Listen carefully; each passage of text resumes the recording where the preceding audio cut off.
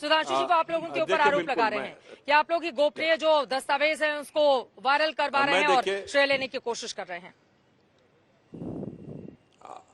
देखिए, मैं करीबुल हकीम साहब का बयान जवाब देता हूं। पहले तो इन्होंने प्लेसेस ऑफ वर्शिप एक्ट 1991 की बात कही। मान्यवर, वो उस विषय के बारे में हुई पीआईएल को न्यायालय ने स्वीकार कर रखा है, निर्णय नहीं दिया है, ये बात मैं मानता हूं।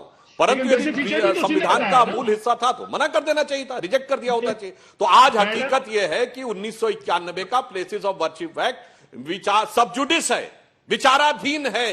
या तो न्यायालय ने रिजेक्ट कर दिया होता तो हम बात आपकी मान लेते। यदि विचाराधीन है तो फिर उसको उस रूप में लेना चाहिए। दूसरी बात मैं पूछना चाहता हूं, अगर इतना आपके दिल में तड़प और कसक है 1991 के प्लेसेस ऑफ वर्शिप एक्ट को लेकर, तो मैं आपसे 3 बातें पूछता हूं। कश्मीर में जितने मंदिर तोड़े गए हैं 1990 के बाद, आपने कितनी बार कहा कि उनको रेस्टोर होना चाहिए? धुबरी, बरपेटा, मालदा और मल्लापुरम में जो मंदिर तोड़े गए, आपने कितनी बार कहा कि उनको रेस्टोर होना चाहिए? मुझे इसका जवाब दे दीजिए। तीसरी बात, हम ईमानदारी से स्वीकार करने को तैयार हैं, यदि 1947 के बाद यदि कोई भी हिंदू मंदिर इलीगल बने हैं तो उन्हें हम हटाने के लिए विचार करेंगे। आप बताइए, 3 लाख मस्जिदें बन गई, इतने यहां पर 1947 के बाद दरगाहें बनी, आप हटाएंगे इलीगल? बोलिए। और तो छोड़िए, मंदिर से तो आपका कोई लिंक नहीं होगा, मैं मानता हूं। अरे भाई, आपकी इतनी बड़ी दरगाह थी कश्मीर में, जो चरारे शरीफ, जिसे जला दिया गया इसलिए कि कहा गया दरगाह इस्लाम में कुफ्र है, आपने कहा कि उसको रेस्टोर होना चाहिए। इसका मतलब आपका धर्म स्थल, चाहे हमारे हो या आपके, कोई लगाव नहीं है, सिर्फ तिनके की ओट पे पहाड़ छुपाना है। और अंत में एक बात यह कह दूं, जनाब, आप क्यों नहीं बोलेंगे? आप तो उस पार्टी के हैं ना जिसके नेता ने कहा था मैंने 800 साल इस मुल्क पे हुकूमत की है। तो आप तो मुगलिया मानसिकता से अपने को जोड़ते हैं, तो आपकी तो सारी बात वहीं पे खत्म हो जाती है। तो और आपके नेता ने घटिया बातें कही थी, ठीक है, तेलंगाना सरकार के साथ मिली भगत में वो उससे निकलने में सफल हो गए। तो इसलिए मैं बोलना चाहता हूं, भगवान के प्रति अपशब्द बोलने वाले, अपने को 800 साल इस देश पे हुकूमत यानी मुगलों से सीधे जोड़ने वाले, और प्लेसेस ऑफ वर्शिप एक्ट के नाम पर इस देश में तमाम धर्म स्थलों पर कुछ न बोलने वाले जब आ जाके बोलते हैं तो समझ में आ जाता है कि खाने के दांत और दिखाने के दांत और। जी मैडम, मुझे इजाजत है, मैं जवाब दूं अपने।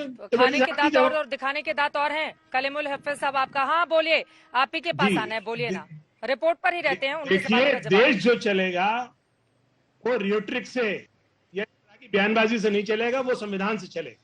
और संविधान के अंतर्गत कोई भी चीज आती है, चाहे वो वहां के कश्मीर के मंदिर आते हो, चाहे वो केरला के मंदिर आते हो, या मस्जिद आती हो, अगर उसके खिलाफ कोई बात है और संविधान के अंदर में आती है तो हम उसके साथ खड़े हैं। बात अब इनसे ज्ञानव्यापी छोड़कर बाकी देश के हर मंदिर और मस्जिद की बात कर लेंगे। ज्ञानव्यापी छोड़कर बाकी सब बात करेंगे। जो कमीशन की रिपोर्ट आई है साहब, उस पर भी तो रहिए थोड़ा सा। कमीशन की रिपोर्ट में आप लोग इस बात को क्यों नहीं स्वीकार करते हैं कि मस्जिद के भीतर अगर मंदिर से जुड़े हुए प्रमाण मिलते हैं तो वहाँ की दुआ कबूल नहीं होती है, वहाँ की दुआ कबूल नहीं होती है। देखिए मैडम, आप मुझे ये बताइए, ये जो कमीशन की रिपोर्ट है, न्यायालय ने मान लिया? उस न्यायालय ने जिसने बिना दूसरे पक्ष दिए हुए एक ऑर्डर पास कर दिया कि वो वहां सीज कर दिया जाए और रेस्ट्रिक्ट कर दिया जाए नमाजी, उस न्यायालय के नहीं जिसने दूसरे अभी कमिश्नर के तो न्यायालय पर भी भरोसा नहीं रहा आप लोगों का। अब तो न्यायालय को लेकर भी सवाल खड़े कर दिए। किसकी बात मानेंगे फिर देश में? सरकार पर भरोसा नहीं है, दूसरे लोगों पर भरोसा नहीं है, न्यायालय पर भरोसा नहीं है, क्यों नहीं डिस्कस करेंगे? रिपोर्ट सामने आई है, डिस्कस करना हमारा काम है। आपको क्यों प्रवक्ता बनाया गया है? इसीलिए बनाया गया है कि आकर अपने पार्टी का पक्ष रखें, वरना आपसे ज्ञान और स्पीच सुनने के लिए थोड़ी ना आए हुए यहाँ पर। चलिए बाकी मैं सीधे आना चाहूंगी आपके पास। सरफराज अहमद प्रेसिडेंट है ऑल इंडिया बुनकर एक्शन कमेटी के। अब तो ये कहा जा रहा है ना कि कम से कम मुगलिया सल्तनत से देश के मुसलमान खुद को अलग करें, क्योंकि जो कमीशन की रिपोर्ट है वो ये बताती है कि उसमें मंदिर के प्रमाण मिले हैं। क्या है इस पर आप लोगों का टेकअप? जी, मैं सरफराज अहमद, शुरू अल्लाह के नाम से जो निहायत रहीम रहम करने वाला। देखिए, मौजूदा जो पिटीशन दाखिल किया गया सिंगार गौरी के नाम से, सिंगार गौरी के नाम से जो पिटीशन दाखिल किया, उसमें अभी तो मामला आगे बढ़ गया ना। जो कमीशन की रिपोर्ट आई है उस पर, कमीशन की रिपोर्ट आई है, आप शिवलिंग जिसको कह रहे हैं, हम फव्वारा जिसको कह रहे हैं, इसके लिए एक अलग से पिटीशन दाखिल की जाएगी ना। दीवानी है ना, हमारे घर की खेती तो नहीं ना है। पहले आप नया दावा, एक फ्रेश दावा दाखिल करिए, फिर उसके बाद हमसे बात करिए। अभी तो इसी सिंगार गौरी की पूजा अर्चना के लिए मांगा गया था, उसमें ये जजमेंट है। अभी एक अलग विषय हो गया कि अभी भी फव्वारे पे टिके हुए हैं। रिपोर्ट ये कह रही है कि शिवलिंग के ऊपर कुछ अलग सा सीमेंटेड लगा के चिपका के क्रॉस कर दिया। मैं आपको एक दावे के साथ कह रहा, अगर वो फव्वारा नहीं है तो मैं कहता हूँ मस्जिद में दावा में आखिरी बार कब चला था फव्वारा?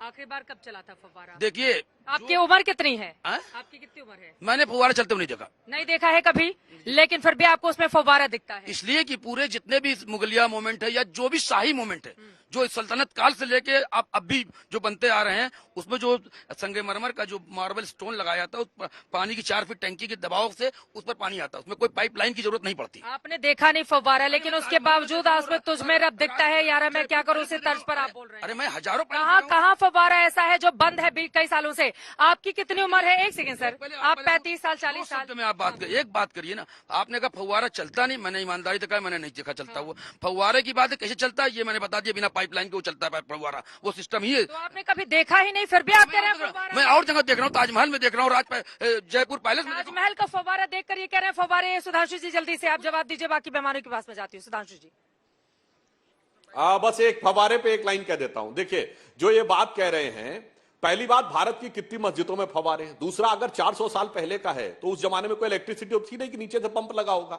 उसका कोई वाटर सिस्टम होना चाहिए जो ऊपर से काफी ऊंचाई से पानी गिरेगा तब फव्वारे में निकल के आएगा। और दूसरी बात, जो अभी कलीमुल साहब ने कहा उन्होंने कि फव्वारा इंटीग्रल पार्ट है, जनाब पूरे अदब से पूछ रहा हूं, जहां से इस्लाम आया है अरब से, वहां फव्वारे की कल्पना की जा सकती है? जहां पानी की इतनी किल्लत हो वहां फव्वारा होता होगा? यह बात कहना इस्लाम की मूल भावना का मजाक उड़ाना है।